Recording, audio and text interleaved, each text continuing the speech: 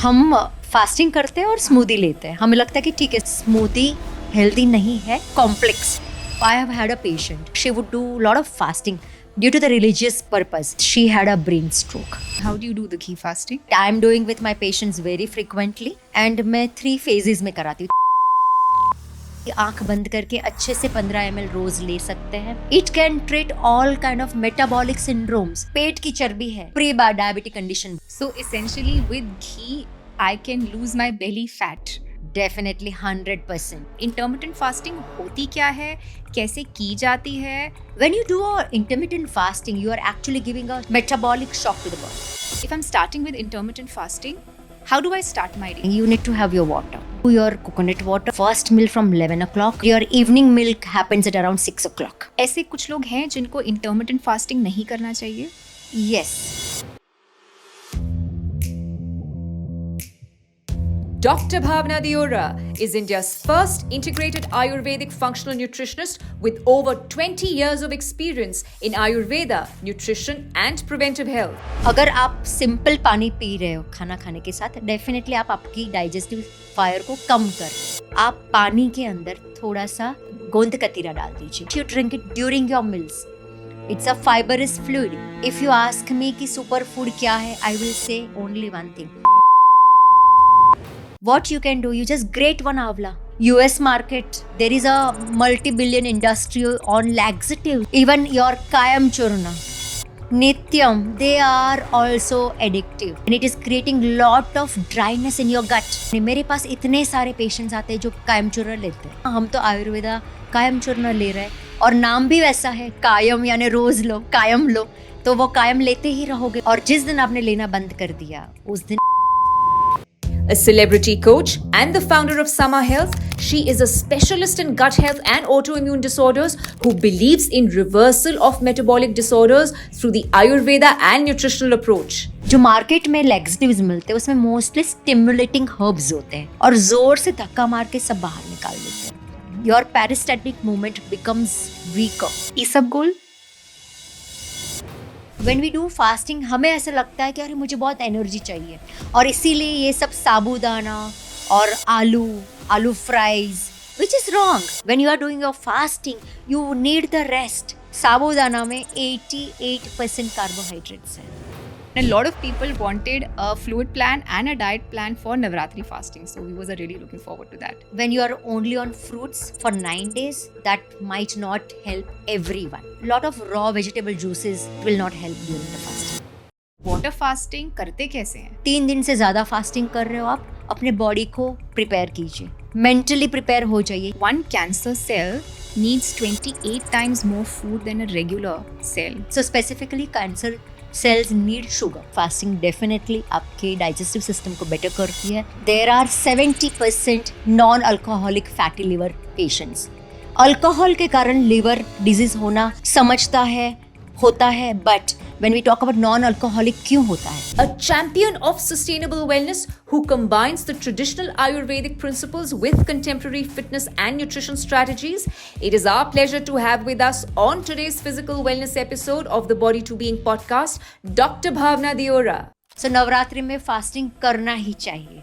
अब कैसे करना चाहिए वो भी क्वेश्चन है.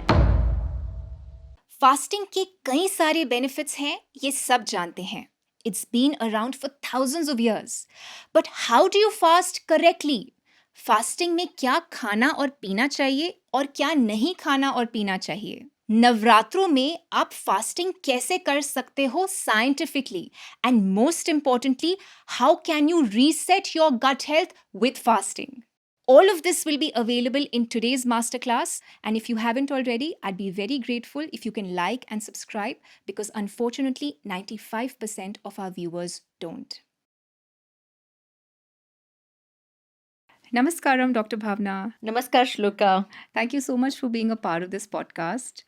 I'm very excited for this masterclass on fasting. Fasting या उपवास हमारी सभ्यता में हजारों सालों से चला आ रहा है. In fact not only in this cultures but cultures across the world. तो मैं आपसे ये जानना चाहती हूँ कि what is the importance of fasting और वो हमारे शरीर को पॉजिटिवली इम्पैक्ट कैसे करता है? It's a very good topic to start with when we say fasting. आपने संस्कृति की बात कही। Now when we talk about Ayurveda में फास्टिंग को बताया गया है लंघन। लंघ यानी रिमूवल, कहीं पे वो लोड जो कम करता है, लाइटन करता है। अब हमारी बॉडी में, माइंड में काफ़ी सारा लोड होता है, आमा यानी टॉक्सिन्स का लोड इन बॉडी। अगर उसे हम लाइटन करना चाहेंगे तो फास्टिंग करना है। Overload of sensory organs, that also can be done with the fasting. So fasting is to lighten, detoxify, cleansing the body. सबसे पहले एक रेस्ट देता है बॉडी में, माइंड में, सोल को एक सात्विकता की ओर लेके जाता है। फास्टिंग हमेशा एक ऐसी चीज होती है जो आप जब करोगे तब मेंटली प्रिपेयर होने के बाद करते हो। So it is going to give one strengthening of your mind. Fasting also helps you to detoxify the systems. And जब डिटॉक्सिफिकेशन होता है, बॉडी में जितनी इन्फ्लेमेशन है वो इन्फ्लेमेशन कम होती जाती है। अब रेस्ट कैसे होगा? रेस्ट होगा, डाइजेस्टिव सिस्टम पे रेस्ट हो जाता है। So rest and digest. अब हमारी जो गट हेल्थ है या हमारी डाइजेस्टिव सिस्टम है, उसे भी तो रेस्ट चाहिए। अब ये रेस्ट आप कैसे दोगे? When you put your body in a fasting mode, langhanam, lighten जब करते हो, फास्टिंग करते हो यानी नहीं खाते हो, या फिर जो हैवी मील्स हो रहा है, दिन के 3 मील्स है, उसके बदले आप 1 मील ले रहे हो या फ्लूइड ज़्यादा ले रहे हो, फूड कम ले रहे हो, that is when the proper fasting is done. और ऐसी टाइप की फास्टिंग डेफिनेटली आपके डाइजेस्टिव सिस्टम को बेटर करती है। With fasting there's a direct link with bettering the gut health, और gut health better होता है तो बाकी सारे health parameters भी आपके अच्छे रहते हैं। Very true. And I think it is said in Ayurveda that the colon or the gut is the headquarter of most diseases. तो अगर तो आपका गट हेल्थ खराब है तो आपको तो 90% बीमारियां लगने ही वाली हैं। एड वन थिंग हियर, हाँ, Ayurveda talks about agni, digestive fire. पाचक पित्त होता है जो डाइजेशन करता है। Now when we talk about digestive fire, it's about having the sama agni. जब वहाँ पे बैलेंस है तब जाके वो ऑप्टिमम लेवल पे काम करेगी। फास्टिंग वो ऑप्टिमल कंडीशन गट में क्रिएट करता है, अपने एब्डोमेन में, अपने डाइजेस्टिव सिस्टम में वो ऑप्टिमिज्म क्रिएट करेगा। And unfortunately I think the trend of fasting is dying. Gen Zs में तो डाई कर ही चुका है, बट मिलेनियल्स में भी it's a dying trend. Fasting का लोगों के मन में बहुत अलग अलग पर्सपेक्टिव्स है। लोगों को लगता है अगर मैं फास्ट करूंगा तो मेरा एनर्जी लेवल्स कम हो जाएगा, मैं I have a corporate job, मैं फास्टिंग नहीं कर पाऊंगी, एब्सोल्युटली। मुझे ये रिस्पॉन्सिबिलिटी वो रिस्पॉन्सिबिलिटी है। आई वुड सजेस्ट कि फास्टिंग हमेशा एक पर्सनलाइज्ड पर्सपेक्टिव के साथ करना चाहिए। बहुत अलग अलग टाइप के फास्टिंग है, राइट? हम नवरात्रि में 9 दिन का फास्टिंग करते हैं, लेकिन आपके लिए कौन सा फास्टिंग अप्रोप्रिएट है? आप अभी मेडिकल कंडीशन में हो क्या? Are you into some kind of active lifestyle, या फिर आपकी कॉर्पोरेट लाइफ है, या फिर you have a pre genetic disposition, some chronic disorders है, ऑटो इम्यूनिटी है, तब कौन सा फास्टिंग करना चाहिए? There are lot of different aspects which you can consider and accordingly you can make your fasting appropriate. So is fasting meant for everyone, या ऐसे कुछ लोग हैं जो फास्टिंग के लिए एलिजिबल नहीं होते हैं? Most of us can do fasting. We can do fasting. Everybody can do fasting. There are certain conditions. जैसे बच्चे हैं, उनका मेटाबॉलिज्म ठीक होता है, उनके डिटॉक्सिफिकेशन पाथवेज अगर हम देखे जाए, बिकॉज उनका मेटाबॉलिज्म बहुत फास्ट है, they don't need detoxification, right? People who have some nutritional deficiency, they cannot do fasting because then maybe they will have a risk of having more nutrition deficiency. जैसे कि vitamin A, B, सी ये deficient है तो fast नहीं करना। We cannot have tag the vitamins, name of the Okay. vitamins when we talk about nutritional deficiencies. Okay. I'm talking about macro and micronutrient deficiency. अगर macro आप कम ले रहे हो, मतलब जो हमारा होलसम फूड है वो आप फास्टिंग में कम ले रहे हो, 1 दिन कर लो, 2 दिन कर लो, लेकिन अगर आप बहुत क्रॉनिक फास्टिंग की ओर चले जाओगे, 10-15 दिन का फास्टिंग करते हैं, उसके कारण काफ़ी सारी ड्राइनेस आती है बॉडी में। एक तो ड्राइनेस आ जाएगी, वाता बढ़ जाएगा, जो हम वात प्रकृति पेशेंट्स होते हैं उसमें वाता बढ़ जाता है, पित्त प्रकृति में शायद पित्त बढ़ जाएगा, एसिडिटी हो जाती है। ऐसे लोगों के लिए बहुत दिनों तक की फास्टिंग अच्छी नहीं है, या फिर रिजिड फास्टिंग अच्छी नहीं है। उनको प्रकृति के हिसाब से फास्टिंग करना चाहिए। I am very glad you brought the prakriti और the constitution part up, because I think all the viewers want to know कि प्रकृति क्या है, हाउ डू यू आइडेंटिफाई कि मेरी प्रकृति क्या है और मेरी विकृति क्या है? Oh, that's a very interesting question. Prakriti, body constitution, या tendency. The whole world is made up of, the whole universe is made up of 5 elements: earth, water, fire, air and space. So is our body. हमारी body में भी ये 5 element है. So when we talk about 5 elements, पंच महाभूत की बात करें, 5 एलिमेंट्स का एक इंटरप्ले होता है. इंटरप्ले मतलब जब आप वात की बात करें, वात पित्त कफ 3 प्रकृति की बात करें, vata prakriti has 2 elements, air element and ether space element. So वात प्रकृति के लोग छोटी बॉडी वाले होते हैं, उसमें बहुत सारी ड्राइनेस होगी because of the air element. रुक्षता ज्यादा है, हेयर थोड़े से कर्ली रहेंगे, उनकी टेंडेंसी रहेगी स्किन भी ड्राई हो जाती है. मेंटल थॉट्स की बात करें, हाइपर एक्टिविटी होती है, ओवर एंथुजियाज्म होता है, काफ़ी इंस्पिरेशन होता है, क्रिएटिव होता है. ये वात प्रकृति होता है. तो आप अपने एलिमेंट्स के बारे में सोचिए कि कौन सा एलिमेंट हमारे बॉडी में डोमिनेटिंग है. Now when we talk about pitta prakriti, again 2 elements, water and fire. Gastric juice होता है ना. हम जब पित्त की बात करते हैं हमें लगता है कि हमें एसिडिटी हो गई, पित्त बाहर आ रहा है, तो वो लिक्विड होता है, वो फायर नहीं है. जो आप आग नहीं देखते हो, आप गैस्ट्रिक जूस की बात कर रहे हो. So what is gastric juice? It is made up of some acid which is pitta, fire along with water. So pitta is water and fire. Is the gastric juice same as gastric fire or digestive fire? It is a part of the gastric juice. So when we talk about digestive fire, there are a lot of components into it, right? It's a gastric juices in the stomach. At the same time, pachak pitta in your intestine. Modern perspective की बात करें, जो gut microbiomes है, जी. वो भी हमारी अग्नि से काफी related है. पित्त प्रकृति is always towards the fire element, जिसमें टेंडेंसी ये होती है कि ज़्यादा कुछ तीखा खा लिया तो तुरंत ही यूरिन इन्फेक्शन हो गया, गर्मी लग गई, एसिडिटी हो गई. People who have got a straight hair, black hair, kind of a very bright eyes, medium body, they are pitta prakriti. Then we talk about kapha prakriti. So this I am talking about the body constitution when we talk about prakriti. Kapha is made up of earth element and water element.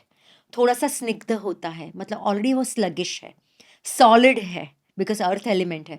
So people who are more of a heavy body और tendency to put on weight, है ना, Laid back also. थोड़े से laid back होते हैं, sluggishness लगता है. मीठा खाना खाने के बाद तुरंत ही उनको ऐसे लगता है कि अभी डाइजेस्ट नहीं होगा, तो वो कफ प्रकृति है. थोड़ा सा मेंटली भी they are very stable, they don't want to move around, they don't think a lot. Once they decide कि मुझे ऐसे करना, वो वैसे ही करेंगे. उसके सामने जब आप पित्त प्रकृति की बात करते, pitta prakriti people are very sharp, focused. ये करना है मतलब करना है. Nobody is a single प्रकृति. Most of the times there is a dual प्रकृति. तो I find this very interesting because लोग अक्सर कहते हैं ना कि क्या मैं वाता हूँ, पित्ता हूँ या कफा हूँ, but there is no such thing as being only vata या ओनली पित्ता और only kapha. It's always a combination. 3 दोष होते हैं. अब तीनों दोषों का एक एक अलग अलग यूनिक रेशियो है सभी बॉडीज में. कोई 60% वाता रहेगा, 20% पित्त रहेगा, 20% कफ रहेगा. Somebody can be may 50% vata, 40% pitta and 10% kapha. Okay. So when we look at the person, when we treat the patient, हम क्या करते हैं, हम ये देखते हैं कि ड्यूअल प्रकृति क्या है. You can be vata pitta, you can be kapha vata और पित्त कफ. त्रिदोषज प्रकृति भी होती है, लेकिन ये बहुत रेयर है, त्रिदोषा प्रकृति मतलब? जिनमें तीनों दोषा समत्व में है, So for the- बैलेंस है. सो दोषाज मतलब वाता पित्ता कफा को हम कफा. प्रकृति भी बोलते हैं और दोषाज भी बोलते हैं. प्रकृति यानी body constitution which is made up of 3 dosha. Okay. But then there is a Vikriti also, Shloka. What is Vikriti? Imbalance. अब विकृति कभी भी हो सकती है and there are multiple factors. एक फैक्टर है एनवायरमेंटल फैक्टर. ऋतु चेंज हो रही है, दिन बदल रहा है, आपकी वात प्रकृति है और आपने कुछ ड्राई खा लिया, सीजन चेंज हो रहा है, उसमें आपने ड्राइनेस बढ़ा दी, तो डेफिनेटली आपके बॉडी में, आपके स्किन पे वो ड्राइनेस और बढ़ जाएगी. सो जब आपकी एक प्रकृति, एक टेंडेंसी है, उसमें आप वही आचार विचार व्यवहार करोगे तो उसको आप बढ़ा देते हो. अगर आप खाना ड्राई खा रहे हो, रॉ वेजिटेबल ज़्यादा खा रहे हो, सैलड ज़्यादा खा रहे हो, वात प्रकृति लोगों के लिए वो अच्छा नहीं है क्योंकि वो विकृति में कन्वर्ट हो जाता है. सेम वे पित्त प्रकृति, अगर पित्त बॉडी है आपका, ऑलरेडी फायर एलिमेंट बहुत ज़्यादा है, एप्पल साइडर विनेगर हमें लगता है बहुत अच्छा है, लोग वेट लॉस की बात करते हैं, गट हेल्थ की बात करते हैं कि एप्पल साइडर विनेगर से हमारी गट हेल्थ ठीक हो जाती है। लेकिन इफ़ यू आर अ पित्त प्रकृति पर्सन और सुबह उठ के पानी में डाल के आप एप्पल साइडर विनेगर पी रहे हो, एक एसिडिक लिक्विड है जो आप और डाल रहे हो बॉडी में, definitely you are going to increase your pitta, so that is going to convert your pitta prakriti into a pitta vikriti, Okay, so too much imbalance of that particular prakriti can become a vikriti. can become a So if I am vikriti. pitta और वो पित्ता बढ़ जाता है तो विकृति है। पित्ता का dominance अगर बॉडी में बढ़ गया तो वो प्रकृति विकृति में कन्वर्ट हो जाती है। सो जैसे आपने भी वाता प्रकृति के बारे में बोला, is fasting not meant for the वाता प्रकृति? हम ये तो नहीं कह सकते कि वाता प्रकृति वालों को फास्टिंग नहीं करना चाहिए। आई वुड से स्मार्टली करो, और एक स्मार्ट वे है घी फास्टिंग। ओके, घी से फास्ट करो, घी से भी आप फास्ट कर Never heard सकते of हो। this. When we talk about ghee intake, घी एक बहुत पावरफुल चीज़ है। When we talk about fasting, लोग वाटर फास्टिंग करते हैं या ड्राई फास्टिंग करते हैं। कितने दिन करेंगे हम? फ्रूट फास्टिंग करते हैं, कितने दिन कर पाओगे? What will happen? एक दिन 2 दिन किया, डाइजेस्टिव रेस्ट मिल गया, तब तक ठीक है, बट उसके बाद there will be a metabolic shock to the body because you are going to go undernourished with certain nutrients. दूसरा क्या होगा, अगर आप सिर्फ फ्रूट्स खा रहे हो, कहीं पे वो मैक्रो का इम्बैलेंस हो रहा है, यानी फ्रूट्स में भी there are lot of enzymes, मतलब पित्त बढ़ रहा है, तो वो त्रिदोषा इम्बैलेंस भी हो रहा है। इस तरह के रिजिड फास्टिंग अगर आप करोगे तो डेफिनेटली इम्बैलेंस बढ़ जाता है। लेकिन when we talk about ghee, ghee is a good source of energy. आपको क्या पता है, घी अगर बॉडी में जाता है, गट में उसको एब्जॉर्ब करने के लिए कोई लोड नहीं लेना पड़ता, जबकि शुगर को एब्जॉर्ब होने के लिए there are lot of enzymes process that happens. Ghee will go in the gut, it will get processed very well with the liver, and you will get the energy immediately. And what will happen? Ghee is also going to nourish the gut bacteria. सो वात प्रकृति के लिए घी fasting बहुत important है। लेकिन जब आप घी fasting कर रहे हैं, make sure you are not having lot of carbohydrates, and that is when you are going to remove bad bacterial layer. आप घी के कारण काफ़ी सारे वात प्रकृति के पेशेंट्स को नरिशमेंट दे देते हो, रुक्षता कम कर देते हो। When there is a lot of ghee intake, definitely your gut will absorb the ghee into your epithelial linings. Ghee will go into the skin layer also. मेरे पास इतने सारे पेशेंट्स ऐसे जिसमें हम घी देते हैं, 50 ml घी, 100 ml घी, 200 ml घी पिलाया है हमने। So when you take 200 ml of ghee, your sweat actually has the ghee smell. आपके मोशंस में से घी निकलता है, आपकी स्किन पूरी घी के कारण स्मूथ हो जाती है। क्यों होता है? बिकॉज वो स्किन लेयर तक चला गया घी आपका। So when we talk about gut skin axis, actually ghee gets transferred that सप्त धातु, जिसको रस, रक्त, मांस, मेद, अस्थि, मज्जा, शुक्र, सभी धातुज में घी नरिश करता है। जिस बॉडी में रुक्षता ज्यादा है, जिसमें क्रूर कोष्ठ है, कॉन्स्टिपेशन है, ड्राइनेस है, उनको डेफिनेटली घी के साथ फास्टिंग करना चाहिए।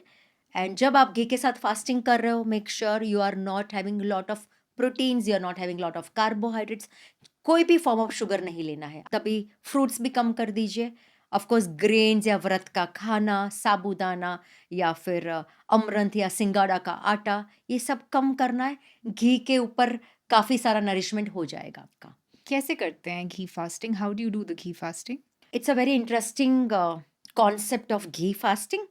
In fact I am doing with my patients very frequently, and मैं 3 phases में कराती हूँ, 3 स्टेज में करते हैं। So when we you want to do ghee fasting, you prepare the body for ghee intake. So उसको बोलते हैं हम पूर्व कर्म, और ये एक मात्रा के साथ करना चाहिए, एक पोर्शन के साथ करना चाहिए। You can not have day 1 उठ गए और उसी दिन सुबह में आपने 100 ml घी ले लिया, ऐसे नहीं करना है। ग्रेजुअली यू इंक्रीज योर मात्रा। So first 5 to 7 days every day the ghee intake varies. Day 1 for an example, 1 चम्मच घी ले लिया, 15 ml ले लिया, फिर 30 ml, 40 ml, 60 ml, 90 ml. This is how you increase your ghee तो intake. डे 1 में 15 ml. I would not like to give the number in terms of Okay. how much ml, because it varies person to person. Okay. That's number 1. whether the person is able to digest that ghee or no. उनकी Okay. अग्नि कैसी है वो भी देखना पड़ेगा. Okay, so it's very personalized. It's very personalized, Okay. yes. But you should consider. But I can't do ghee fasting on my own. Do I have to come to a doctor like you or a clinician? Ideally, yes. Hmm. But if you ask me on this platform, I Yeah. would suggest kind of a very easy program with ghee fasting. Let's talk about it. Yeah. So, when we talk about ghee fasting, I would suggest you can do first 5 days ghee intake of 15 to 30 ml. Okay. ठीक है, उतना ठीक है, safe है. जब आप 30 ml ले रहे हो, आप देखिए कि आपको कोई डकार नहीं आ रही है या बहुत ज़्यादा हेवीनेस नहीं लग रहा है. अगर आपका गट खराब हो रहा है, मतलब डाइजेशन नहीं हो रहा है, इनडाइजेशन के सिम्टम्स आ रहे हैं, दैट मीन्स कि आप जो घी ले रहे हो वो पचा नहीं पा रहे हो. और ये कब होगा? जब आप दूसरा सब खाना भी साथ में खा रहे हो. आपने सुबह घी ले लिया और जब तक उसमें अच्छी डकार नहीं आती, वापस वो लाइटनेस नहीं लगेगा गट में, आपके पेट में आपको ठीक नहीं लगेगा, तब तक कोई और खाना नहीं खाना है. दोपहर का मील जब तक क्वांटिटी आप थोड़ा सा कम कर लीजिए. तो घी फास्टिंग का ये मतलब नहीं है that I should be stopping all the other meals of the day. Pulses आप ले सकते हैं. मूंग का पानी ले लिया, बॉइल्ड मूंग ले लिया आफ्टरनून में, विथ थोड़ा सा मिलेट साथ में ले लिया, वैसा आप दोपहर में ले सकते हो. अगेन इवनिंग में go very easy with your meal. जो आप खाने की क्वांटिटी उसको कम कर दीजिए. और दूसरा, नो ग्रेन्स में भी इन द इवनिंग आपने सूप ले लिया या थोड़ा सा खिचड़ी ले लिया, and that you will be able to digest well. Okay. Next day morning आप मोशंस पास करोगे and then again you take your ghee. So this is how you prepare your body for with the ghee for 5 days. So first thing on an empty stomach, always. Yes, you can do on empty stomach. दूसरा एक और तरीका है, थोड़ी सी quantity आपने सुबह empty stomach ले ली, विच can B 15 ml. बाकी 15 ml आप अपने मील के साथ ले लिया. यानी दोपहर में आपने मूंग पानी ले लिया, खिचड़ी ले लिया, उसमें आपने 15 ml घी डाल दिया. सो कफ प्रकृति, be careful about your ghee intake. वात प्रकृति, आंख बंद करके अच्छे से 15 ml रोज ले सकते हैं, अपने गट को नरिश कर सकते हैं. 5 से 7 दिन कीजिएगा, उससे ज़्यादा नहीं करना है. एंड उसके बाद इट कैन बी अ प्रधान कर्मा. प्रधान कर्मा यानी डिटॉक्सिफिकेशन, दैट मीन्स विरेचना. शारदीय, अब शरद ऋतु आ रहा है, नवरात्रि आ रहा है, जो शरद ऋतु में होता है. आयुर्वेदा टॉक्स अबाउट शारदीय विरेचना. आप शरद ऋतु में विरेचन कर लो. What is virechan? परगेशन. एक लूज मोशन, 2-3 लूज मोशंस हो गए. 5 दिन का घी ले लिया और छठे दिन पे आपने एक छोटा सा डोज में त्रिफला सुबह 1 चम्मच ले लिया. साथ में 3 से 4 आंवला जूसेस ले लिया. 3 से 4 आंवला का जूस निकाल के वो ले लिया. And you will have 3-4 good motions, good loose motions. Okay. So वो विरेचन हो गया आपका. Now when you do a virechan, when you have a good purgation, अच्छे से लूज मोशंस हो गए, मतलब आपका गट बन जाता है बेबी गट, वर्जिन गट. बच्चा नया जन्मा है और उनका कैसे गट होता है, उसमें हम धीरे धीरे खाना देते हैं. एक बार लूज मोशंस हो गया, फिर आप धीरे धीरे मूंग का पानी, फिर छोटा सा अमाउंट ऑफ खिचड़ी ले लो, रात को सूप ले लो उस दिन. That can be a good detoxification. Slowly you go into the third stage which is a samsarjan karma, pashchat कर्म. जब आपका परगेशन हो जाता है, देन यू डू अ पश्चात कर्म and you slowly introduce everything in your routine. Back again. Back again. तब आपको समझ में आ जाएगा कि बॉडी में जो ड्राइनेस है वो कम हो गई है. बाहर से आप थोड़ा सा कोकोनट ऑयल का या कोई आयुर्वेदा ऑयल का आप थोड़ा सा स्नेहन यानी अभ्यंगा मालिश कर सकते हो, मसाज कर सकते हो, और ये 5 दिन बॉडी अच्छे से ड्राइनेस से बाहर निकल जाएगी. Okay. और ये ड्राइनेस जब कम होता है तब हमारी गट बैक्टीरियल लाइनिंग में बहुत ही फर्क हो जाता है, क्योंकि बैड बैक्टीरिया शुगर पे ही चलते हैं, उनको शुगर चाहिए होता है. अगर शुगर नहीं मिल रहा है तो bad bacteria over a period of time किल हो जाते हैं. आपके गट की एपिथेलियन लाइनिंग एवरी 7 days पे चेंज होती है. अगर आपने ये 7 days का प्रोग्राम कर लिया, डेफिनेटली आपने पूरा एपिथेलियल लाइनिंग चेंज कर दिया, यानी मेटाबॉलिज्म को रीसेट कर दिया.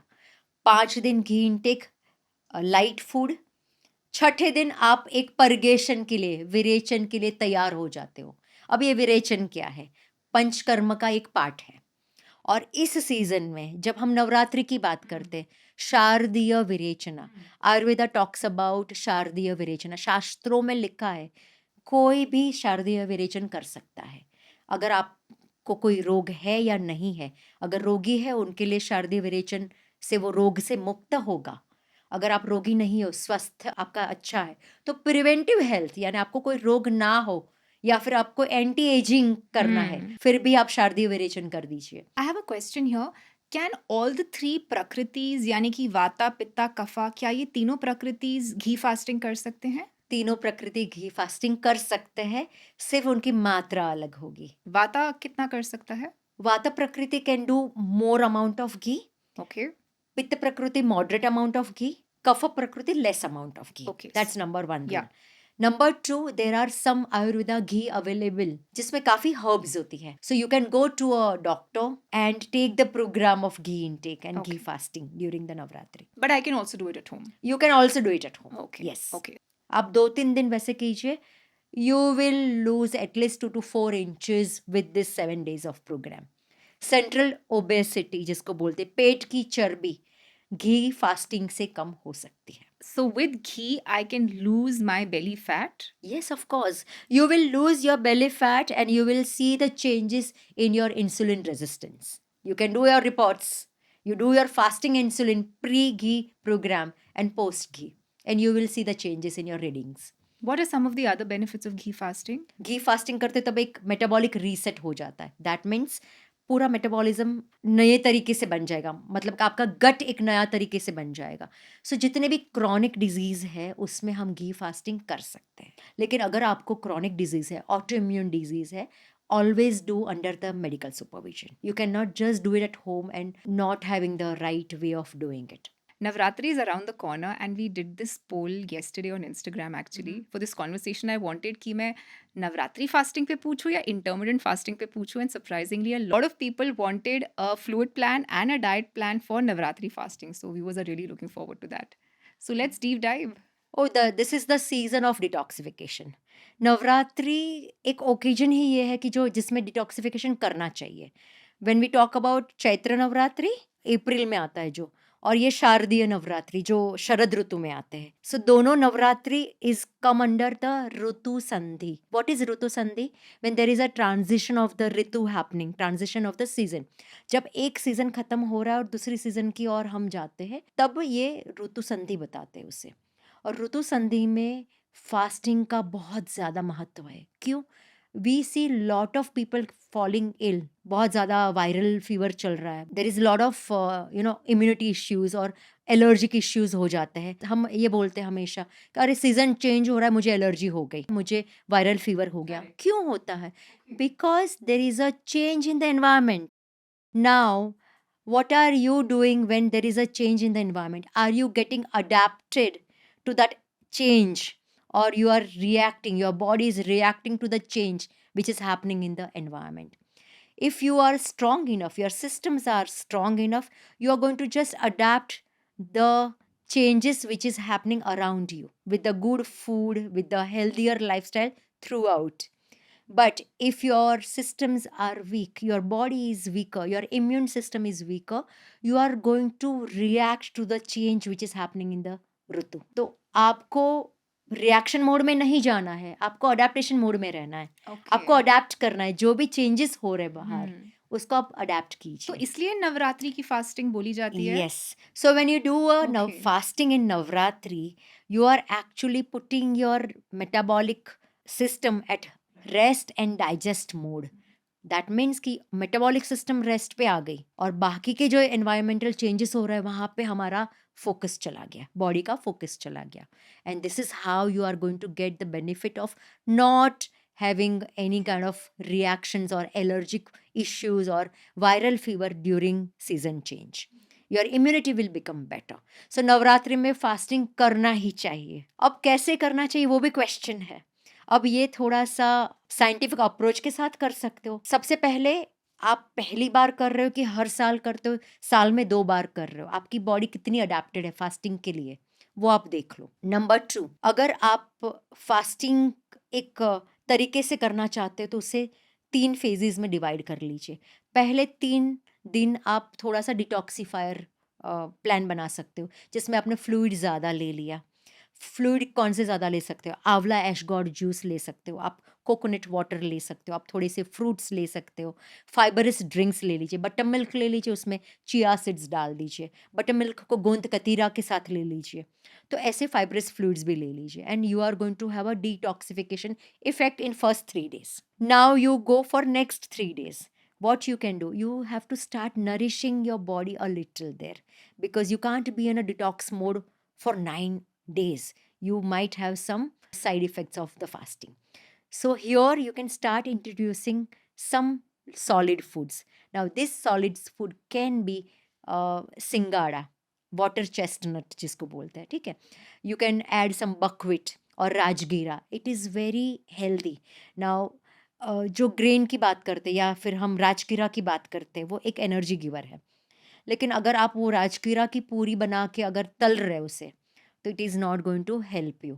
You can simply do a rajgira आटा बना के उसका एक छोटा सा भाखर या फिर आपने रोटी बना ली और उसको साथ में वेजिटेबल्स के साथ खा लिया। वेजिटेबल्स कैन बी एनी फल शाक, पम्पकिन, लौकी, that is fine, you can do that rather than doing the आलू का भाजी, because it creates a lot of heaviness in the body. Now when we do fasting, हमें ऐसा लगता है कि अरे मुझे बहुत एनर्जी चाहिए और इसीलिए ये सब साबूदाना और आलू फ्राइज ये सब फराली की तरह लोग हाँ. खाते हैं, And which is wrong. which is wrong. You don't need so much of energy. When you are doing your fasting, you need the rest. You need to utilize the storage of the energy तो in sabudana terms नहीं of खाना fats. चाहिए. साबूदाना खाने की ज़रूरत नहीं है. Okay. You do your fasting to utilize the stored fats, stored energy. और वो कब करोगे? जब आप ड्यूरिंग द फास्टिंग कम एनर्जी वाला खाना खाओगे. साबूदाना में 88% कार्बोहाइड्रेट्स है. That means it is going to give you lot of calories. तो वापस आप साबूदाना खा रहे हो, साबूदाना का वड़ा खा रहे हो, बहुत सारी कैलोरीज जमा कर रहे हो, तो डिटॉक्सिफिकेशन हो ही नहीं रहा है. So next 3 days you can do some wholesome food where you have some bhakar, some soups, you can do some fibrous drinks, you can have some dahi, raita along with the bhakar, that you can do, which is a light meal, a small quantity and lighter. You can also do sama millet, kodo millet, because millet की खिचड़ी भी अच्छी लगती है. Kodo millet upma can be done with lot of vegetables into it. That's a good thing. Sama millet की इडली बना लो आप, batter बना लो, दही के साथ खा लो. That also tastes very well. That can be your next 3 days. And then when you are doing this last 3 days, you can also indulge into more nourishing fluids. Now when we talk about nourishing fluids, I'm talking about doing coconut milk with saffron, ashwagandha, such kind of immunoadaptive herbs you can use in last 3 days, because now body is ready to absorb whatever potent herbs you are going to take. So this is how you can make your Navratri fasting scientific, and it's going to definitely benefit you. So make sure you're not overdoing with any kind of meals when you're doing it. You are going to keep your digestion easy with easily digestible food. Can we get into the specifics of how and when? So the first 3 days, what should my plan look like? So first 3 day is a detoxifier plan Correct. for Navratri. Fluid. Fluids, जैसे Yeah. मैंने बता दिया कि fluids लेना है ज़्यादा आपको. जी. आप आंवला ऐशगॉर्ड जूस ले लो, जी. ग्रेटेड आंवला वाटर ले लो. कब लेना है? You can do it in the morning. Okay. Empty stomach. Empty stomach ले सकते हो, Okay. या फिर if you want to take ash gourd in the morning, then you can do your avla water later, you can do that too. You can do green juice, celery juice ले लिया, that can be in a smaller quantity. Coriander, curry leaves and celery green juice ले लिया आपने. Okay. That you can do it in the morning. In the afternoon, you can do some nourishing drinks, which can be coconut water with basil seeds. You can do nourishing drink like गोंद कतीरा with buttermilk. You can do that. Evening में आपने soup ले लिया. अब 2-3 दिन अगर आप सिर्फ लिक्विड पे, फ्लूइड प्लान पे हो, आप सस्टेन कर पाओगे, and that is more than enough. उसके बाद आपको आगे बढ़ना है नरिशिंग मोड पे. दैट मीन्स कहीं पे सॉलिड फूड को इंट्रोड्यूस कर सकते हो, and that's when you can do rajgira और sama millet introduction with some kind of vegetables along.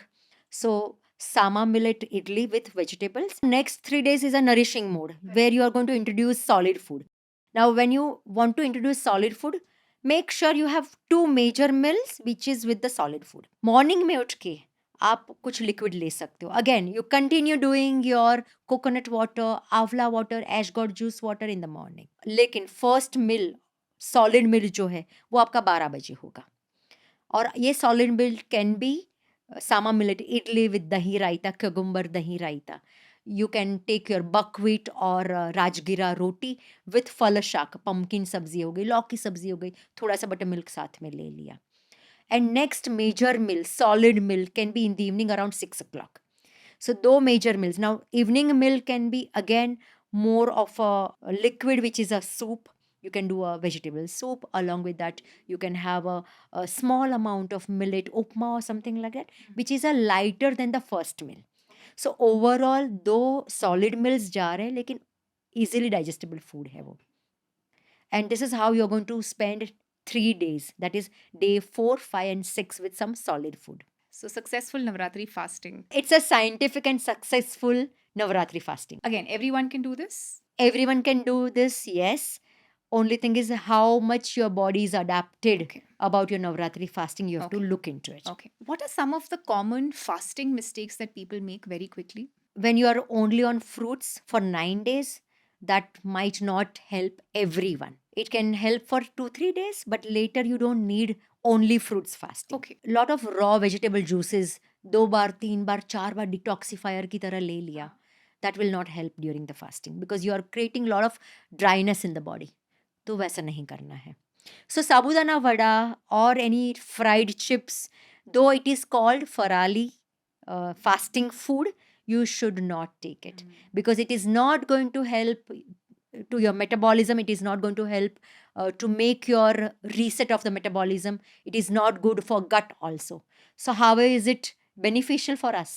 Makhana? मखाना खा सकते हैं. मखाना is very good. You can do it.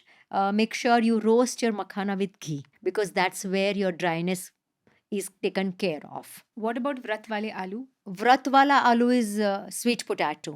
How you can use your sweet potato, that is very important. Sweet potato के slice बना लीजिए. आप boil कीजिए, उसके slice बना लीजिए. ठीक है, तो वो एक सेव पूरी की तरह एक स्लाइस हो जाता है. एंड ऊपर उसके ऊपर you put some paneer on that और you put some vegetable on that, grate some cucumber over that, put your spices and just eat that, which can be a good farali snack compared to sabudana khichdi because it has a lot of carbohydrate. Here you are getting a lot of fibers, you are getting the nutrients also, and it's definitely very fulfilling. Since we've spoken about the ghee fasting now, I would like to talk about other kinds of fasting. And इसमें से the most popular is intermittent fasting. तो intermittent fasting होती क्या है, कैसे की जाती है, कौन कौन इसके लिए एलिजिबल है और इसके क्या फ़ायदे हैं? बहुत अलग अलग टाइप के फास्टिंग है. काफ़ी लोग ड्राई फास्टिंग करते हैं, मतलब कुछ नहीं खाते पूरा दिन, 1 आध दिन करेंगे, 3 दिन करेंगे.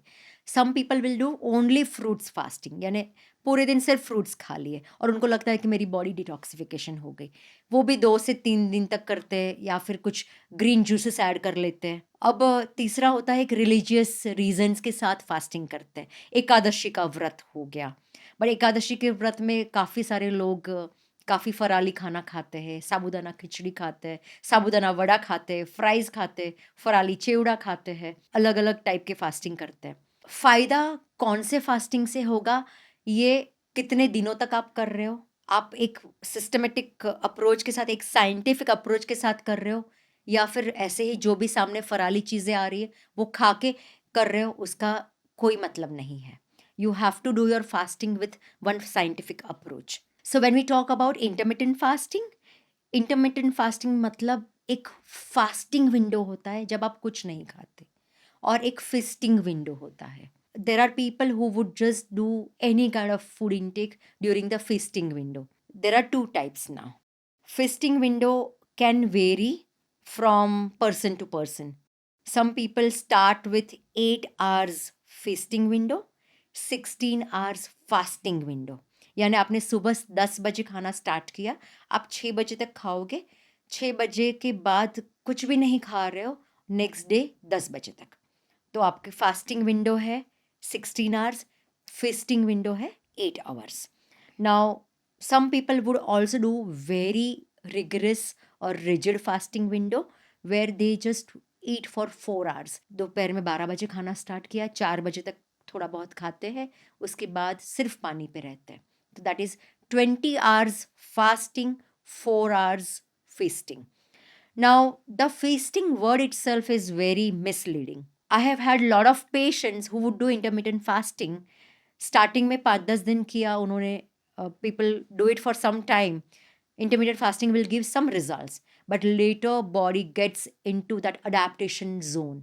Now, body has a tendency to get adapted to anything. When you do a intermittent fasting, you are actually giving a shock, metabolic shock to the body. बॉडी को रेस्ट दे रहे हो, मतलब जब आप फास्ट कर रहे हो, खाना नहीं खा रहे हो, बॉडी रेस्टिंग जोन में, डाइजेस्टिव सिस्टम रेस्ट पे है. बट जब आप खाना खा रहे हो, फिस्टिंग विंडो जिसको बोल रहे हैं, उसमें क्या खा रहे हो वो भी इतना इम्पॉर्टेंट है. अगर आप फिस्ट करने वाले हो, प्रोसेस फूड खा रहे हो, बाहर का खा रहे हो, तो आपके बाकी के 16 घंटे 20 घंटे के फास्टिंग का कोई मतलब नहीं है. If you want to do intermittent fasting for a particular health benefit, you have to look into the type of food, type of macros, आपके antioxidants, talks about nourishing food, immunoadapters जिसकी बात करते हैं, या एक बैलेंस फूड की जो हम बात करते हैं, वो बैलेंस फूड होना बहुत ज़रूरी है. एक तो आप फिस्टिंग विंडो में क्या खाते हो बहुत इंपॉर्टेंट है. दूसरा, फास्टिंग विंडो किसका क्या होना चाहिए वो भी बहुत इंपॉर्टेंट है. Do not just jump into 16 hours fasting window. What you can do is you can start with 10 hours fasting window and your 14 hours feasting window. जब आप फास्टिंग विंडो बढ़ाते हो, आप उतना अपने बॉडी को अंडर नरिशमेंट में लेके जाते हो. इसका फ़ायदा आप अगर 5-7 दिन करोगे तो एक प्लेटो ब्रेकर जिसको बोलते हैं, काफ़ी सारे लोग वेट लॉस करते हैं. अब वेट लॉस कैलोरी डेफिसिट से होता है, कुछ वेट लॉस जो भी हम फूड कॉम्बिनेशन से उसके साथ हम करते हैं, बट उसके बाद वो वेट लॉस रुक जाता है. So, what are the benefits of intermittent fasting? एक तो है fat loss, weight loss. Definitely you get some weight loss with the intermittent fasting, but if you do it for some time, for a short period, you cannot just do it for a year or 2. तो body adapt हो जाएगी. Body adapt हो जाएगी And result नहीं मिलेगा. फिर result नहीं मिलेगा. What are the- secondly, autoimmune patients में हमने देखा है कि autoimmune patients also get benefited with such type of intermittent fasting, जहाँ पे आप गट इम्यून एक्सिस को एक रेस्ट दे देते हो. 16 घंटा सिर्फ आप मे बी लिक्विड ले रहे हो या कुछ पानी ले रहे हो या इन्फ्यूज्ड वाटर ले रहे हो, फ्लूइड प्लान जिसको बोलते हैं. So what I ask my patient, so lot of time patients come to me and say कि डॉक्टर भावना हमें आप एक फूड प्लान दे दीजिए. And when I talk to them, I would normally ask them back, आपको food plan की ज़रूरत है या फ्लूइड प्लान की ज़रूरत है? हम जो फूड खाते हैं वो कितनी क्वांटिटी में खाते हैं? 1-1.5-2 किलो फूड की, सॉलिड फूड की क्वांटिटी होती है, लेकिन उसके सामने फ्लूइड्स कितने लेते हैं? Fluids around 2-2.5 litres over 1 day. 1.5 से 2 लीटर, 2.5 लीटर अगर फ्लूइड जा रहा है बॉडी में, तो वो क्या जा रहा है? हम उसकी ओर ध्यान देते Very हैं क्या? interesting. Right. So fluid plan is very important than the food plan. और ये इंटरमिटेंट फास्टिंग में बहुत अच्छे तरीके से आप कर पाओगे. जब आपका फास्टिंग विंडो है, put your body into a fluid plan. Okay. You can have different fluids and you can have your fasting window, balanced food window, which can be a short 6 to 8 hours, जहाँ पे आप balanced food खा रहे हो, but बाकी के time पे you are giving rest to your digestive system. You are just nourishing the digestive system with the fluids. अब कौन से फ्लूइड्स लेने चाहिए? आप मुझे पूछोगे कि फ्लूइड प्लान की हम बात करते हैं, कौन से फ्लूइड्स लेने चाहिए? नाउ फ्लूइड्स अलग अलग तरीके के हो सकते हैं. There are some infused the fluids where you are just using some kitchen spices. You infuse your water with say jeera, cumin को आपने सोख कर लिया और उसको इन्फ्यूज़ कर दिया. जीरा is a very good detoxifier. जीरा पानी ले लिया आपने, लवंग और ड्राई कोरिएंडर वाटर ले लिया, साथ में आपने फेनल सीड्स वाटर ले लिया, ये इन्फ्यूज्ड हर्बल वाटर हो गए. आपने त्रिफला वाटर ले लिया, हर्बल हो गया।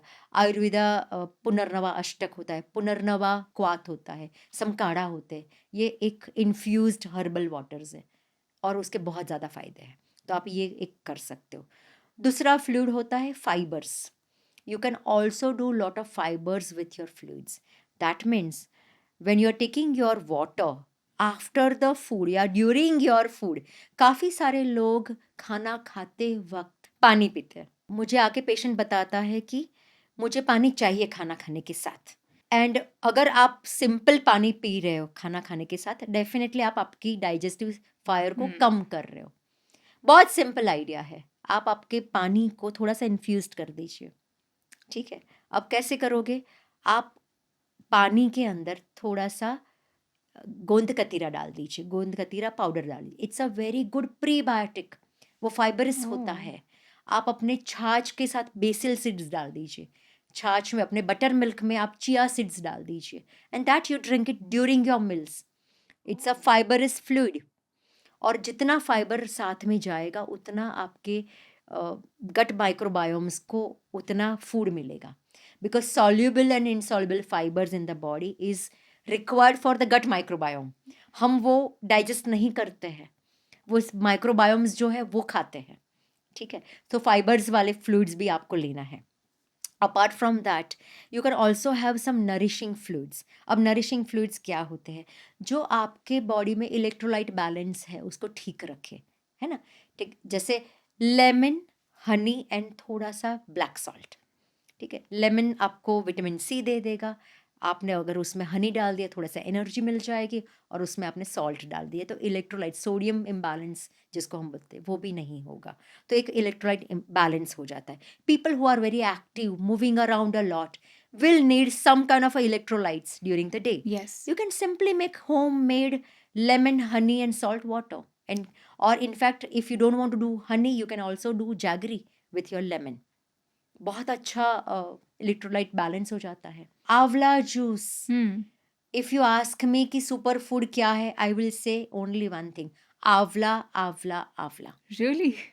यस, एनीबडी, एनी प्रकृति पर्सन कैन डू आंवला। कितना आंवला खा सकते हो? 1, 2, 3 खा सकते हो आप रोज।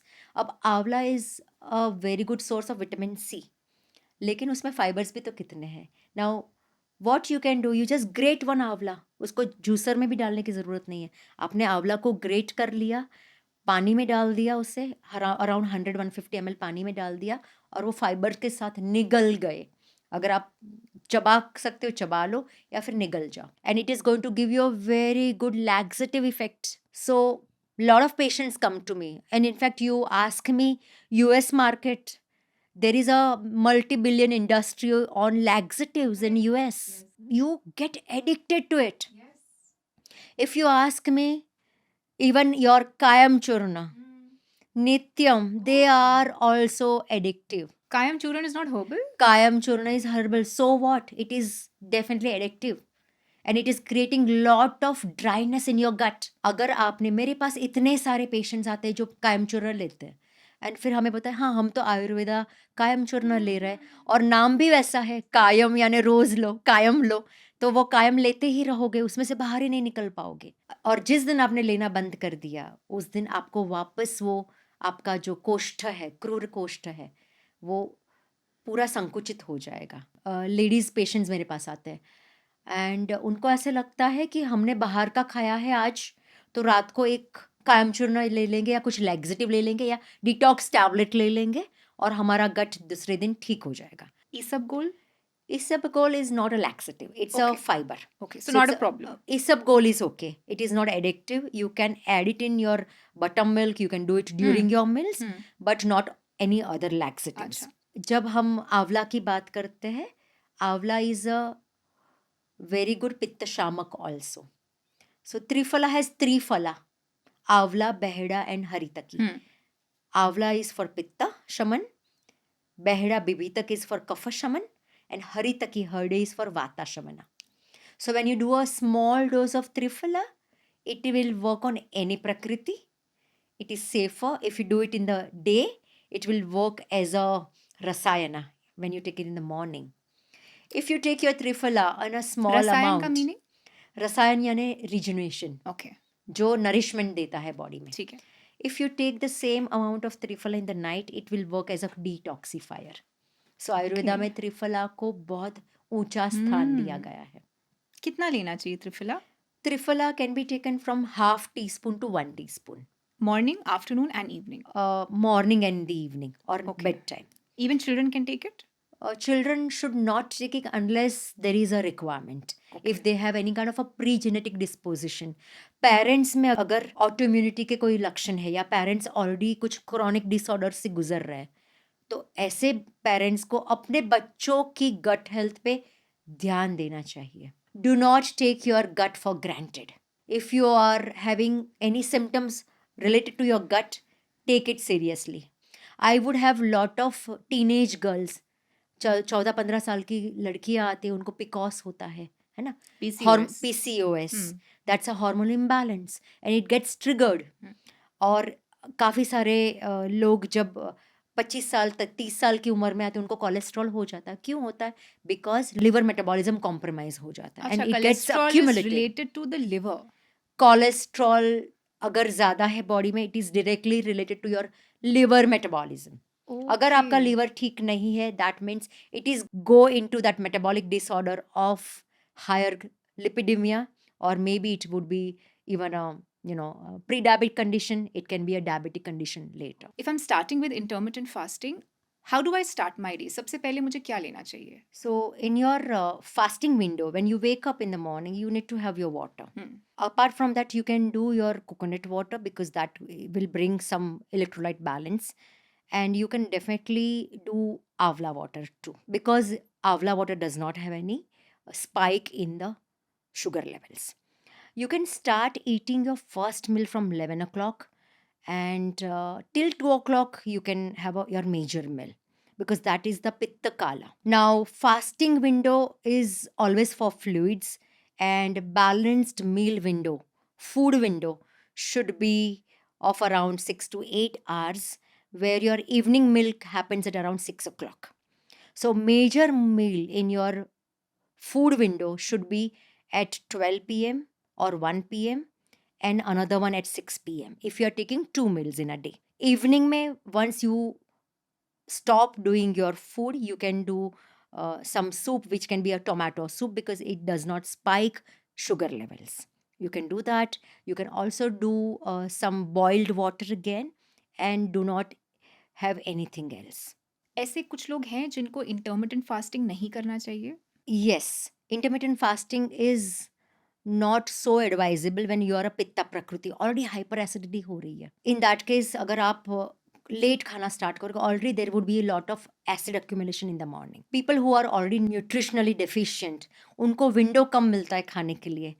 People who have got low digestion, if they are having a smaller window of food intake, and if they tend to do 2 to 3 major meals during the food window, then it is not going to help them. At the same time, if low digestion and if you are just having a balanced 1 or 2 meal during your food window, you can do your intermittent fasting. Okay. So it depends. You can definitely make it very personalized. You can think about your own prakriti. You think about your routine and make your food window and fasting window accordingly. Okay. And if I have any diseases such as maybe metabolic disease like diabetes, hypertension, it's always advisable कि मैं एक doctor के पास जाऊं, like an Ayurvedic Correct. doctor like yourself, to actually get a proper intermittent fasting Correct. plan. Correct. Otherwise, a generic fasting plan is something that I can Yes, follow. you can do it. There is also another fasting known as Ekadashi fasting. Can you talk about Ekadashi fasting and what should be had in Ekadashi fasting? So Ekadashi fasting एक religious angle के साथ आता है. 11th day of lunar cycle पे होता है. 15 दिन में एक फास्ट हो रहा है. Now in 15 days, 1 day is a rest and digest mode for your metabolic system. This is how I would interpret Ekadashi fasting, कि एक दिन अपने गट को आप रेस्ट पे दे देते हो. अब उस एकादशी फास्टिंग में अगर आप फराली चीज़ें खा रहे हो या दिन में 4 से 5 बार खा रहे हो, तो उस एकादशी फास्टिंग का कोई मतलब नहीं है. भगवान भी शायद वो फास्टिंग करने पे खुश नहीं होगा. And stop doing such Ekadashi fasting when you cannot keep yourself in a rest mode. How should I start my day when I'm doing the Ekadashi fasting? So let's talk about scientific way of doing Ekadashi fasting. एक ही दिन का fasting है. So let's plan only one solid major meal during the day. Now this can be ideally in the afternoon. Start your day with Avla ash gourd juice. You can also do basil seeds water in the morning. You can do multiple fluids again. When we talk about multiple fluids, you can also do madhuyashti, which is a licorice, which is a anti-inflammatory. It is very good for your gut. You can add some basil seeds into it, which is cooling in nature, and you can have madhuyashti basil seeds water in the morning. You can also do banana in the morning because it's a fruit which is a gut friendly fruit. You can do some sweet fruit like pear, apple in the morning. That becomes your maybe so called breakfast of your Ekadashi. Major meal lunch can be Ekadashi fasting grain, which is buckwheat or Rajgira chapati. Along with that, you can do sabzi or curd raita or something like that. And later in the evening, pumpkin carrot soup, which has a lot of benefits in terms of vitamin A, a lot of fibers, and definitely antioxidant. So you can just do some soup in the evening, and that is how you can spend one day of fasting.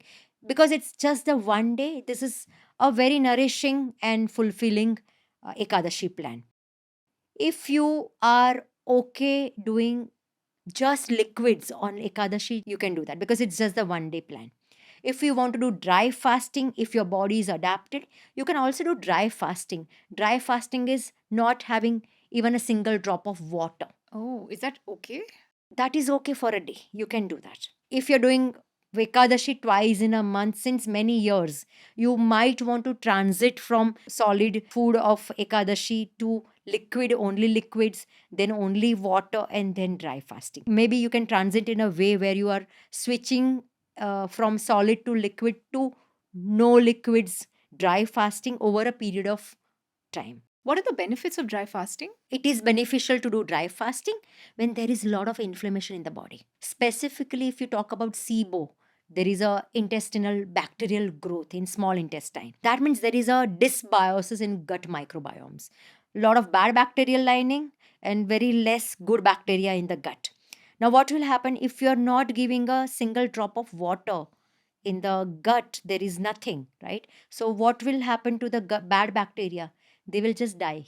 So you're totally giving rest to your metabolism. Bad bacterial lining will get detoxified naturally. And then slowly next day you are introducing certain fluids and you go back to your routine with the easy food. And that's where the inflammation gets decreased. So you can do dry fasting if you have a medical condition or if your gut needs it. Another fasting that's in vogue और मैंने काफ़ी सुना है आजकल लोग बात करते हैं वाटर थेरेपी या वाटर फास्टिंग. तो ये वाटर फास्टिंग करते कैसे हैं?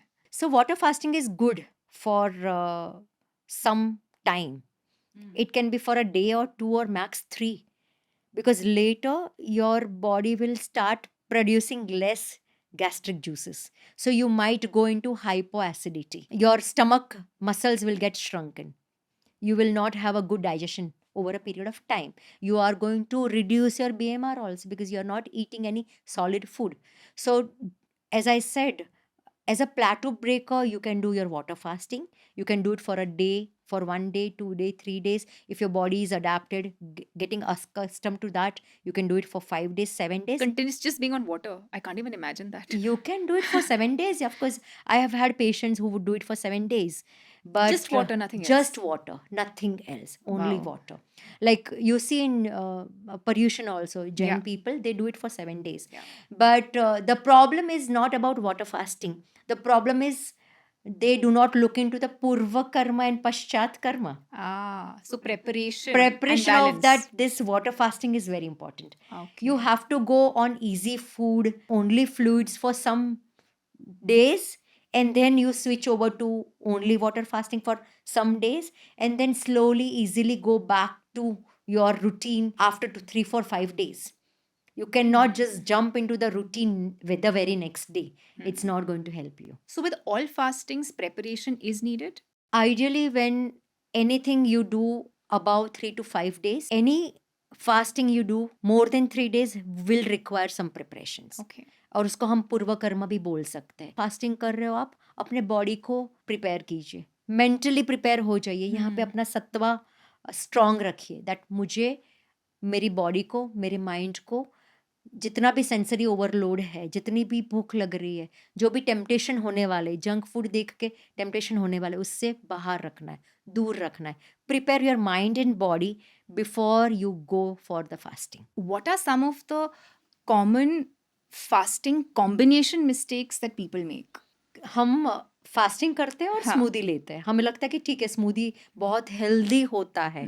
और ये स्मूदी कैसे बनाते हैं? मिल्क ले लिया, मिल्क में हमने फ्रूट्स डाल दिया, फिर थोड़ा सा स्वीट बनाने के लिए उसमें हनी डाल दिया, कुछ नट्स डाल दिया.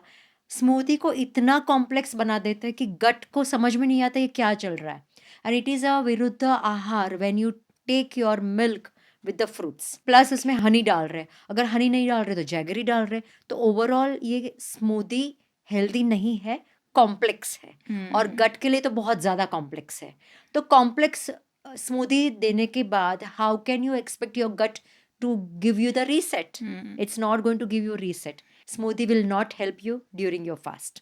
While fasting is very important, बहुत सारी डिजीजेस क्योर होती हैं और प्रिवेंट भी होती हैं, लेकिन आई ऑल्सो अंडरस्टैंड कि फास्टिंग करने का एक करेक्ट तरीका होता है and there are a lot of dangers associated with fasting incorrectly. So can you please talk about that? Yes, this is very important. And there are complications. So when we talk about dangers, it is a complication of fasting, correct? Now I have had a patient. She would be in a fasting mode, or she would do a lot of fasting due to the religious purpose. And 60 years old lady. And last month she had a brain stroke. अब brain stroke क्यों आएगा? She has already a central obesity. Fasting से उनका weight loss तो कभी हुआ ही नहीं, उसके ऊपर उनको ब्रेन स्ट्रोक भी आ गया. अब ये हुआ बिकॉज कहीं पे बॉडी में रुक्षता बढ़ गई. जैसे आयुर्वेदा बताता है कि वात अगर बढ़ जाता है तो वो जितने भी वेन्स और आर्टरीज उसको कंस्ट्रिक्ट कर देगा, संकुचित कर देगा. और अगर आपका ब्लड सर्कुलेशन ठीक नहीं है तो डेफिनेटली वो स्ट्रोक का एक रिस्क बढ़ जाता है. And that's what happened with her. There can be a risk of certain major issues, health issues, if you are doing frequent fasting or if you're not doing under the supervision. जैसे हमने बताया कि scientific approach के साथ fasting कीजिए, लेकिन काफ़ी सारे लोग सिर्फ फास्टिंग करते हैं, उसके बाद आगे पीछे कुछ नहीं देखते. और वहाँ पे हम ये भूल जाते हैं कि फास्टिंग आपके मेटाबॉलिज्म को रेस्ट देने के लिए है, मेटाबॉलिक शॉक देने के लिए नहीं है. गट का एक एक्सेस होता है, गट ब्रेन एक्सेस हमें सबको पता है, gut immune axis definitely yes. इसके अलावा gut liver axis, gut lung axis, gut immune axis. So ये अलग अलग एक्सेस है. जैसे हम बोलते हैं that your gut is your second brain, that's the gut brain axis, correct? Yes. क्यों बोलते हैं? So when we talk about gut brain axis, of course दो नर्वस सिस्टम है. सेंट्रल नर्वस सिस्टम जो हमारी ब्रेन की है, and there is a enteric nervous system. That means there are lot of neurons in our intestine also. अब ये दोनों system का इंटरप्ले चलता है, यानी बाई डायरेक्शनल टॉक्स जिसको बोलते हैं. गट के जो माइक्रोबायोम्स है, gut microbiomes talk with the brain neurons and vice versa. So जब आपका गट खराब है, definitely you are disturbed, there is lot of anxiety, depression, chronic symptoms आ जाते हैं. Patient can be a mental health patient also. और अगर हम मेंटली बहुत स्ट्रेस्ड है, you will see a lot of symptoms in your gut health also. There can be IBS or there can be a chronic disease of Crohn's, autoimmune disease. So gut brain axis बहुत important है and काफ़ी effect होता है. ये जो axis है वैसे ही axis होती है gut lung axis. It is called GLA, gut microbiome system in your gut, which will help you to make your lung health better. Okay, तो अगर तो लंग हेल्थ खराब है तो कहीं ना कहीं वो भी एक साइन है एक बैड गट हेल्थ का. काफ़ी सारे पेशेंट्स को कोरोना के बाद, कोविड के बाद लंग फाइब्रोसिस हो जाता है. When you work on a gut microbiome, definitely they improve. उनकी जो क्रॉनिसिटी है, सिम्टम्स है, वो काफ़ी ठीक हो जाते हैं और patient can have a better quality of life. आपने बोला gut lung access, gut immune access, which is why it is said that 70% of your immunity Correct. lies in your gut. Correct. Gut brain access. Right. Any other gut access? Gut liver axis. Okay. So gut liver axis is very important because gut से जितने भी nutrients हैं, it will directly go to the liver by portal vein. Now there is a direct communication happening between the gut and the liver. Now liver you can consider as a filter of our body. अगर आप बहुत ज़्यादा load दे रहे हो liver पे तो वहाँ पे कहीं पे वो इन्फ्लेमेशन क्रिएट करता है. लीवर एक एक्सटेंट तक थोड़ा सा ले लेगा, जितना भी लोड है वो ले लेगा, बट उसके बाद it will create some kind of inflammation and that is when non alcoholic fatty liver disease बनता है. Now if you ask me the statistics, if you ask me the numbers, what happens is there are 70% non-alcoholic fatty liver patients. Alcohol के कारण liver disease होना समझता है होता है, but when we talk about non alcoholic क्यों होता है? गट लिवर एक्सिस बहुत इंपॉर्टेंट है बिकॉज यहाँ पे डायरेक्ट कम्युनिकेशन हो रहा है between your gut and the liver. जितना भी आप खाना खाते हैं, खाना खाने के बाद वो डाइजेस्ट होता है, उसके बाद एब्जॉर्प्शन एंड असिमिलेशन होता है. Now this absorption happens in the gut and it goes to the liver directly. Now what happens if you are eating junk food, process food, बुरा खाना खा रहे हो, डेफिनेटली बॉडी पे बहुत ज़्यादा लोड आता है in terms of toxins. Liver एक हद तक टॉक्सिन्स को ले लेगा, लेकिन उसके बाद वो इन्फ्लेमेशन क्रिएट करना स्टार्ट कर देता है. और वहाँ पे हम बात करते हैं नॉन अल्कोहलिक फैटी लिवर की. हमें लगता है अच्छा मैं तो अल्कोहल नहीं ले रहा हूँ, फिर मुझे फैटी लिवर कैसे हो गया? But that happens because there is a syndrome which is called auto brewery syndrome. मतलब आपका गट एक अल्कोहल बना रहा है. और ये अल्कोहल कैसे बनता है? जब आप प्रोसेस्ड फूड खाते हो या फिर there are lot of bad bacteria lying in the gut. अब ये जो बैड बैक्टीरियाज है वो आपके फूड को अल्कोहल में कन्वर्ट कर देता है बिकॉज वो फर्मेंटेशन हो रहा है. अब ये ऑटो फर्मेंटेशन के कारण there is lot of alcoholic fluids in the body, in the gut. अब ये फ्लूइड्स जाएगी लिवर में. लिवर इस फ्लूइड को ले नहीं पाएगा and it will get converted into the inflammation. Body will have lot of fatigue, liver will have lot of stress, and that's when liver is going to get converted into the fatty liver. एक हद तक grade 1 grade 2 fatty liver होता है and उसके बाद liver fibrosis condition हो जाती है and that becomes very chronic. We should not forget the liver and gut communication. Gut liver axis is very important. Can cancer be prevented and maybe even cured through fasting? So there is no research done on this that if you're doing fasting it can prevent cancer or the other disease, but definitely we have seen a lot of benefits in terms of treating the disease. Okay. So when we talk about prevention of the disease, definitely fasting is important and can be done. Now how you are doing it, for how much period you are doing it, who is doing it, all these things varies. Okay. Because I interestingly got to know of a study that one cancer cell needs 28 times more food than a regular cell. So which is really something to say, right? Ki cancer cells need more food. Correct. So specifically cancer cells need sugar. Okay. Because sugar creates the inflammation. And that sugar is going to be utilized by the bad bacteria. Okay. Now, when you have inflammation in the body, gut would have a lot of inflammation which can trigger certain growth.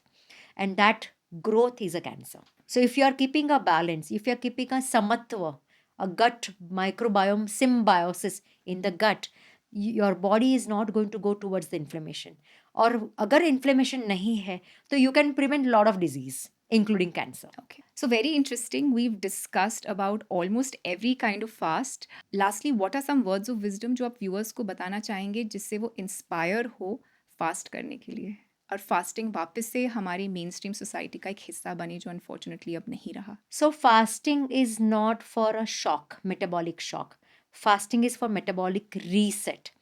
Anybody and everybody can do fasting for different purposes. It's not only to treat the certain disease or chronic disease, it is also for preventive health. Now, when you want to prevent certain disease, you can take the support of fasting. So everybody should do fasting. आप इस तरीके से fasting कीजिए जो आपके metabolism को reset करे, shock ना दे. शॉक नहीं देना चाहिए. You should always heal your gut. So listen to your gut. Ask your gut, आपका गट क्या कहता है. If your gut is inflamed, उसे रीसेट की ज़रूरत है, उसे रेस्ट की ज़रूरत है. आपकी डाइजेस्टिव सिस्टम खाना डाइजेस्ट नहीं कर रही है, that's the time when you have to go in that detox mode. That is the time you must tell yourself, your gut, that okay, I am ready to do fasting. And interestingly, a study that I actually read of yesterday is that in urban India today, 7 out of 10 people suffer from gut health issues, which is a huge number. And 60% of them on a weekly basis suffer from gut issues, और उसमें से 20%, 20% को daily gut health issues होते हैं. That is so true. In my practice also, I will have at least 80% of the patients asking about gut health healing. They want to take care of that gut in some scientific way, and that's the reason they come to us. और ये बहुत common है. क्यों? Because रोज़ खाना खा रहे हो और रोज़ कुछ ना कुछ इन्फ्लेमेशन जा रहा है. कुछ any processed food you are taking in every day routine meals, that is going to create that inflammation. अब उस इन्फ्लेमेशन को आप कैसे कम करोगे, उस इन्फ्लेमेशन को कैसे आप स्टॉप करोगे, ये तभी स्टॉप होता है जब आप थोड़ा सा हीलिंग दे दो, जब थोड़ा सा डिटॉक्सिफिकेशन दे दो. Some people will need a short period of detoxification, short period of fasting. Some people might need a long term detoxification and rejuvenation. Navratri is the right time to do such kind of reset. When you are doing for 9 days, it's a Rutu Sandhi. Rutu transition हो रहा है, season transition हो रहा है. Already हमारी immune system weak है और हम जब तब metabolic reset कर लेते हैं, you are definitely going to have better health for next 3 months because the whole season will go well. और शारदीय विरेचन जब बताए, पित्त विरेचन बोलते, पित्त का प्रकोप होता है. सो यहाँ पे शारदीय विरेचन करके आप पित्त को पूरा शमन कर रहे, पित्त को बाहर निकाल रहे. So that pitta virechan will definitely bring the balance in Tridosha for the upcoming season. Okay. And you will not have any issues. When we talk about preventive health, definitely fasting is needed. So as it's rightly said, fasting is Langana Param Aushadham. It is the ultimate medicine, True. and everyone should fast. So thank you so much, Dr. Bhavna, all the way from Bombay. I really appreciate you giving us so much of your time and doing this Thank you. masterclass. And I really hope it teaches a lot of people. Definitely. Thank you so much. Thank you. Pranam.